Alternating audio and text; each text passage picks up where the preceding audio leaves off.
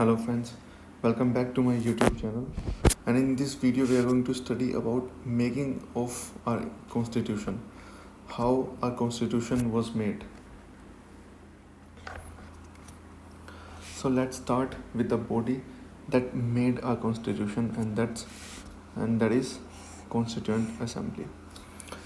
Basically, the Constituent Assembly was first demanded by in 1934 by M.N. Roy. He was a communist leader, and then in 1935 by Nehru. And he said the Constitution of Free India must be framed without outside interference by a Constituent Assembly elected on the basis of adult franchise. Adult franchise मतलब every adult who is 18 years old और above वो vote दे सकते हैं, ये इसका मतलब होता है adult franchise. Nehru said this on behalf of Indian National Congress. In 1940, August overcame. Britishers accepted the demand for Constituent Assembly, and they sent a cabinet mission, and this body was basically headed by three members: Patrick Lawrence and Stafford Cripps, and the third one was A.V. Alexander.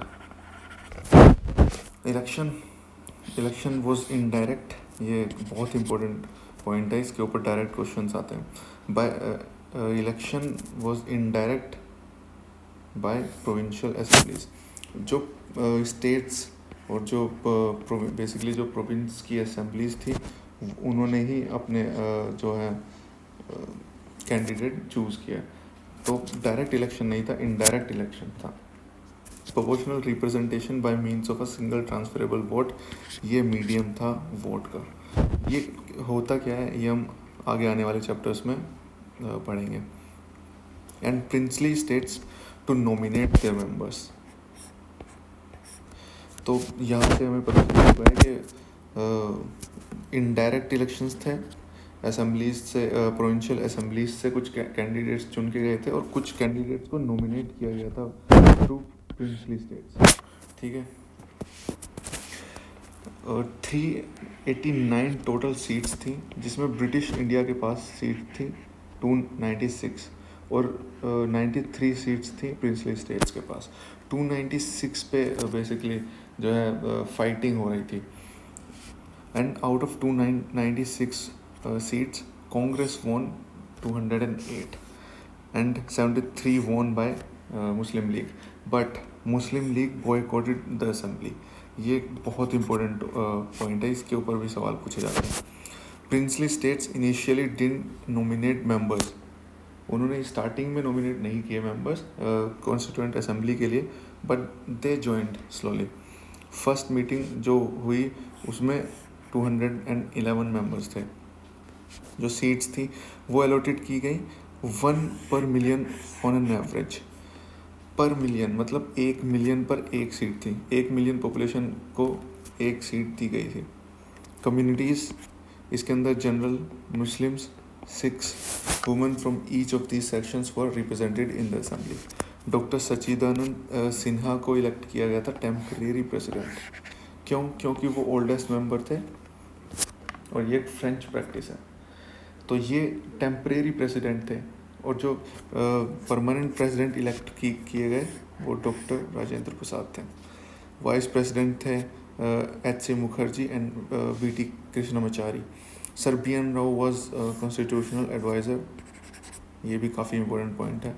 S.N. Mukherjee chief draft person. Committee इसके अंदर गठित की गई थी. 8 major थी and many minor committees. ये इतनी important नहीं है जितनी इम्पोर्टेंट 8 मेजर हैं यहाँ पर लिखी हुई हैं, लेकिन हम इनके बारे में सेपरेटली भी आगे आने वाली स्लाइड्स में पढ़ेंगे. Drafting committee, I think it was the most important committee out of these 8 committees. Setup की गई थी 29 अगस्त 1947. इसके मेंबर्स काफ़ी इंपॉर्टेंट है. You don't have to mug up all this information, you just have to read it twice और thrice, और फिर जब ऑप्शंस आएंगे तो यू कैन एलिमिनेट ईजिली. याद करने की ज़रूरत नहीं है, just go through them twice और थ्राइस, ठीक है। डॉक्टर अंबेडकर चेयरमैन थे ही, N Gopala Swami Ayyangar, Alladi Krishna Swami Iyer, doctor K N Munshi, Syed Mohammad Saadulla and Madhavan Ram, T Krishnamachari, ये इनके मेंबर्स थे and it was headed by doctor Ambedkar. Constituent assembly, doctor Rajendra Prasad chair the constituent assembly as constituent body. Constituent body के रूप में इसे डॉक्टर राजेंद्र प्रसाद द्वारा चेयर किया गया और लेजिस्लेटिव बॉडी के रूप में इसको it was headed by G V Mavalankar. Prem Behari Narain Raizada was the calligrapher, V K Vaidya Hindi calligrapher. Symbol जो दिया गया इसको वो एलिफेंट था and the assembly became the first parliament of free India. Enactment and enforcement, November 28, 1949 our constitution was enacted, ठीक है। our constitution was enacted on November 28, 1949। first one constitution adopted। second point, इसके अंदर एक preamble था, preamble के बारे में हम आगे आने वाले चैप्टर्स में पढ़ेंगे। 395 इसके अंदर आर्टिकल्स थे ओरिजिनली, 8 शेड्यूल्स थे ओरिजिनली, नाउ 12 शेड्यूल्स हैं। और ये कैसे कैसे आए थे? फर्स्ट कॉन्स्टिट्यूशनल अमेंडमेंट एक्ट में 9th आया था, then 72nd constitutional amendment act में 10th आया था, जो कि डिफेमेशन एक्ट है। 73rd में 11th आया था, 11th schedule, and 74th constitutional amendment act में 12th शेड्यूल आया था। And this is on 72nd constitutional amendment, I am sorry, it was 52nd constitutional amendment. Okay, a major part of the constitution was enforced on 26 January 1950। enactment November 28, 1949 and enforcement was on 26th January 1950। और हमने ये date क्यों choose की 26 जनवरी? क्योंकि दिसंबर 1929 में Lahore session हुआ था Indian National Congress का and it was headed by Jawaharlal Nehru. और तब डिसाइड किया गया था कि 26 जनवरी को हम सेलिब्रेट करेंगे independence day.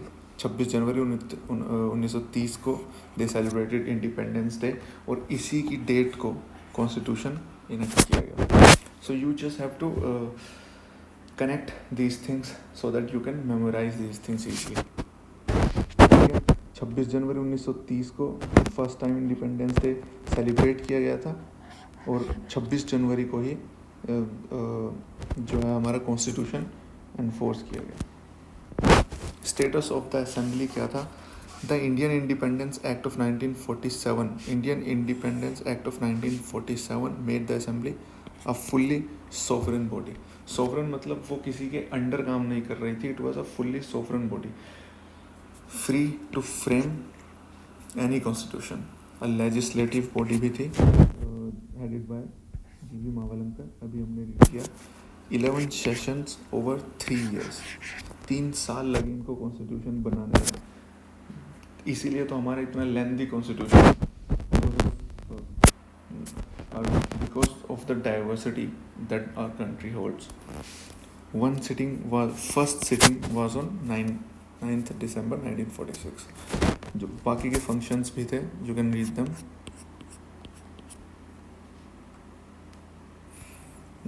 Objective resolution, it was moved by Jawaharlal Nehru और इसी के ऊपर ये हमारा बेसिकली जो हमारा कॉन्स्टिट्यूशन है बेस था। और this objective resolution outline the fundamentals and philosophy of the constitution. जो फंडामेंटल्स हैं और जो फिलोसफी है हमारे कॉन्स्टिट्यूशन की, वो बेसिकली इसी में डिफाइन की गई थी, ठीक है। And it was moved by Jawaharlal Nehru in 1946। You have to remember all these things। India an independent sovereign Republic, ये भी इसी का ऑब्जेक्टिव रेजोल्यूशन का ही एक पॉइंट था. Constituent assembly to draw the constitution for future governance of India. India shall be a union of territories. Laid down federal principles. Federal principles भी दिए गए ऑब्जेक्टिव रेजोल्यूशन में. फेडरल प्रिंसिपल्स मतलब federal कोई principle तब होता है जब हम किसी स्टेट को पावर देते हैं. मतलब ये एक डिसेंट्रलाइजिंग प्रॉपर्टी होती है federal principle. And unitary principle होता है जब हम यूनिटरी प्रिंसिपल होता है जब हम स्टेट से पावर सेंटर को दे देते हैं. इन दोनों प्रिंसिपल्स के बारे में भी हम आगे पढ़ने वाले हैं. So you don't have to worry about this. All power derived from the people. Democratic principle. ठीक है, जब भी हम डेमोक्रेटिक प्रिंसिपल सुनते हैं तो हमारे माइंड में यही बात आती है कि by the people for the people, right. तो ये इसके अंदर भी बनता है ऑब्जेक्टिव रेजोल्यूशन के अंदर. All people of India will be guaranteed justice, social, economic and political. ये एक बहुत ही इंपॉर्टेंट क्वेश्चन यहाँ से बनता है. आई थिंक यूपीएससी में ये क्वेश्चन पूछा गया है कि ये स्टेटमेंट कहाँ कहाँ देखने को मिलती है कॉन्स्टिट्यूशन में. तो ये देखने को मिलती है ऑब्जेक्टिव रेजोल्यूशन में एंड डीपीएसपी में, directive principle of state policy. ये भी हम आगे आने वाले चैप्टर्स में रीड करेंगे. Equality of status of opportunity and equality before law. Freedom of thoughts, expression, belief, faith, worship, vocation, association and action, subject to law and public morality. Safeguard for minorities, backward and tribal areas and depressed and other backward area classes. Constitution will maintain integrity of territory of the Republic and its sovereign rights. Promote world peace and welfare of humankind. And on 22nd of January 1947, this resolution was unanimously adopted. अब बात करते हैं criticism की. इस constituent assembly की काफ़ी criticism भी होती है. वो क्यों होती है उसके बारे में बात करते हैं. लोगों का कहना है कि ये एक रिप्रेजेंटेटिव बॉडी नहीं थी. इट वॉज ना रिप्रेजेंटेटिव बॉडी. क्यों? क्योंकि मेंबर्स डायरेक्टली इलेक्टेड नहीं थे. उनको प्रोविंशियल असेंबली द्वारा इलेक्ट किया गया था, ना कि लोगों द्वारा directly. It was a sovereign body क्योंकि it was created by British government. British government के एक एक्ट के थ्रू इसको क्रिएट किया गया था. And it was a sovereign body. Took too much time to frame the constitution. हमने अभी देखा इट टुक ऑलमोस्ट 3 years. कहाँ था? I can't find it right now, but it almost took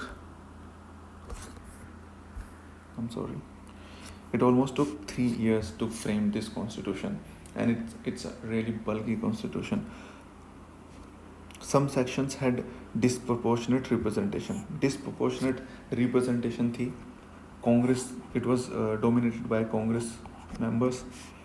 Lawyers इसके अंदर बहुत ज़्यादा थे. Political domination बहुत ज़्यादा थी. एंड डोमिनेटेड बाय हिंदूज, ये लोगों का कहना है.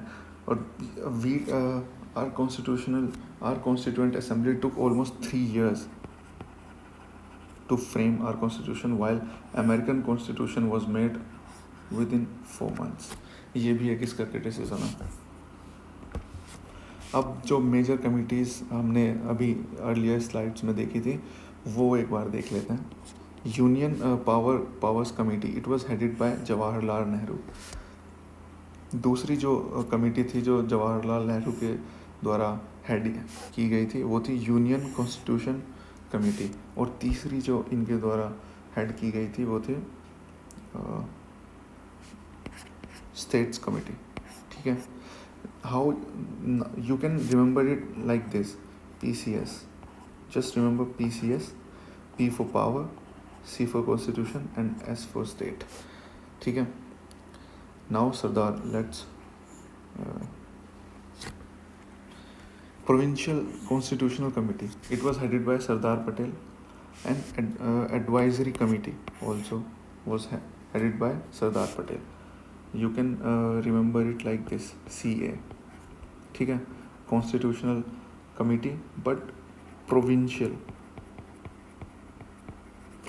Constitutional committee. ओके, यहाँ पे कंफ्यूज नहीं होना है. Union constitutional committee was headed by Jawaharlal Nehru and provincial constitutional committee was headed by Sardar Patel. ठीक है, ड्राफ्टिंग कमेटी हम ऑलरेडी देख चुके हैं. It was headed by doctor BR Ambedkar and rule of procedure committee was headed by doctor Rajendra Prasad and steering committee was also headed by doctor Rajendra Prasad. Alright, अब कुछ questions हैं, previous year questions हैं, वो देख लेते हैं एक बार. The members of the constituent assembly which drafted the constitution of India were, I think मैं 2-3 बार ऑलरेडी आपको बता चुका हूँ और आप आसानी से इसका आंसर ढूंढ लेंगे. चलिए सॉल्व करते हैं. नॉमिनेटेड बाय ब्रिटिश पार्लियामेंट, जी नहीं, ये तो बिल्कुल गलत है. Nominated by the governor general, बिल्कुल नहीं. Elected by the legislative assemblies of various provinces, बिल्कुल ठीक है. एक बार फोर्थ भी देख लेते हैं. Elected by the Indian National Congress, जी नहीं. साफ हमने अभी पढ़ा लेजिस्लेटिव असेंबलीज के द्वारा ही इलेक्ट किया गए थे मेंबर्स. ठीक है, एक और क्वेश्चन है. Which one of the following statements is और are correct? The constituent assembly of India was elected by the provincial assemblies in 1946. ये हमने अभी देखा. एक बार आगे वाले भी देख लेते हैं. Jawaharlal Nehru, M.A. Jinnah, Sardar Vallabh Bhai Patel were members of the constituent assembly of India. हमने आई थिंक सेकंड और थर्ड स्लाइड में ही रीड किया था कि Muslim League boycotted the constituent assembly. तो मुस्लिम लीग के ही लीडर थे M.A. जिन्ना, तो ये ऑप्शन तो गलत हो गया. The first session of constituent assembly of India was held in January 1947, ये भी गलत हो गया. 1946 में ही उनके सेशंस स्टार्ट हो गए थे. The constitution of India was adopted on 26 जनवरी 1950, ये भी गलत हो गया. तो answer is option A. Constituent assembly हमें पता है प्रोविंशियल असेंबलीज के द्वारा ही इलेक्ट की गई थी in the year 1946. Okay, thank you very much guys for watching my video. If you like my video, please do share and subscribe to my channel. Thank you very much.